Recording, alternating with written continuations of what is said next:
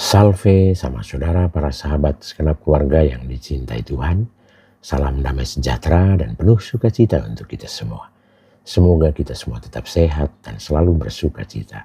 Kita berjumpa lagi dalam Renungan Lentera Jiwa bersama saya, Romo Stefanus Tribus Rahmat PR Lentera Jiwa. Cahaya yang menerangi mata jiwa, mata batin dan mata iman kita. Cahaya yang menerangi perjalanan hidup kita, supaya hidup kita penuh dengan cahaya kebaikan dan kebenaran.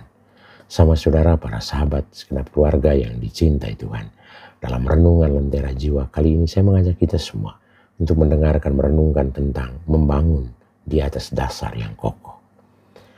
Bagian penutup dari khotbah di bukit, Yesus memberikan sebuah peringatan yang sangat menggetarkan hati kita. Yesus dengan tegas mengatakan, bukan setiap orang yang berseru kepadaku Tuhan, Tuhan akan masuk ke dalam kerajaan sorga, melainkan dia yang melakukan kehendak Bapakku yang di sorga. Lewat ayat ini, Yesus membongkar ilusi religiositas yang dangkal. Menjadi pengikut Kristus tidak cukup hanya di bibir saja. Tidak cukup hanya dengan status administratif. Bahkan tidak cukup hanya dengan melakukan pelayanan-pelayanan yang tampaknya hebat secara lahiriah. Yesus mengingatkan bahwa pada hari penghakiman ada banyak orang yang merasa telah berbuat baik banyak bagi Tuhan. Bernubuat, mengusir setan dan mengadakan mujizat demi namanya. Namun ditolak oleh Yesus karena mereka tidak hidup dalam ketaatan yang sejati. Mereka menumpangkan identitas rohani di atas keegoisan mereka sendiri. Allah tidak melihat kehebatan pelayanan kita, melainkan ketulusan hati kita dalam menyelaraskan kehendak pribadi kita dengan kehendaknya. Iman tanpa perbuatan yang nyata adalah iman yang mati. Dan untuk memperjelas hal ini, Yesus memberikan perumpamaan tentang dua orang yang membangun rumah. Orang yang bijaksana membangun rumahnya di atas batu, sedangkan orang yang bodoh membangun rumahnya di atas pasir. Kedua rumah itu sama-sama menghadapi ujian yang sama. Hujan turun, banjir datang, dan angin melanda. Rumah yang dibangun di atas batu tetap tegak berdiri karena dasarnya kokoh. Sedangkan rumah di atas pasir roboh dan hebatlah kerusakannya. Batu karang yang kokoh itu tidak lain adalah perkataan Yesus sendiri yang didengar dan dilakukan. Mendengarkan firman Tuhan atau membaca kitab suci barulah langkah awal.